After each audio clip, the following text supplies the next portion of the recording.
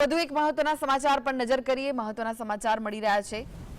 સુરેન્દ્રનગર જિલ્લામાં મેઘો મહેરબાન થયો છે। ધોધમાર વરસાદ સુરેન્દ્રનગરમાં વરસી રહ્યો છે।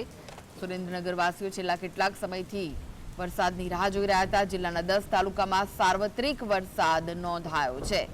તો સુરેન્દ્રનગરના ચોટીલામાં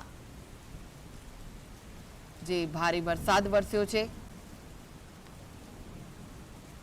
તો આ વિશે વધુ માહિતી માટે જોડાઈ ગયા છે સુરેન્દ્રનગરથી સંવાદદાતા ફઝલ। ફઝલ, આખરે છેલ્લા કેટલાક સમયથી સુરેન્દ્રનગર વાસીઓ જે વરસાદની રાહ જોઈ રહ્યા હતા, મેઘો મહેરબાન થયો છે, શું વિગત? જી, જો ચોક્કસથી વાત કરવામાં આવે તો સમગ્ર ગુજરાત રાજ્યમાં જે વરસાદી સિસ્ટમ સક્રિય થઈ છે, જેને લઈને સુરેન્દ્રનગર જિલ્લામાં પણ મેઘો મહેરબાન બન્યો છે। ઉલ્લેખનીય છે કે સુરેન્દ્રનગર જિલ્લામાં છેલ્લી 24 કલાકમાં સૌથી વધુ મૂડી પંથકમાં 9 ઇંચ જેટલો વરસાદ ખાબકવા પામ્યો છે।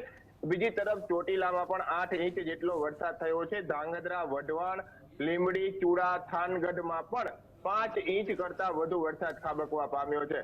ઉલ્લેખનીય છે કે અત્યાર સુધીમાં સૌથી ગુજરાત રાજ્યનો ઓછો વરસાદ સુરેન્દ્રનગર જિલ્લામાં હતો, પરંતુ ગુજરાત રાજ્યમાં જે વરસાદી સિસ્ટમ સક્રિય થઈ છે, જેને લઈને સુરેન્દ્રનગર જિલ્લાના 10 તાલુકાઓમાં છેલ્લી 24 કલાકમાં વરસાદ નોંધાયો છે।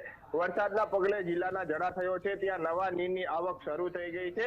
ઉલ્લેખનીય છે કે નદી, નાળા, વોકડા સહિતના જે જળાશયો છે, જ્યાં પીવાના પાણીની સૌથી વધુ સમસ્યા સુરેન્દ્રનગર જિલ્લાના ચોટીલા પંથકમાં છે, ત્યારે ત્યાં એક જ દિવસમાં એટલે કે છેલ્લી 24 કલાકમાં 8 ઇંચ જેટલો વરસાદ ખાબકવા પામ્યો છે।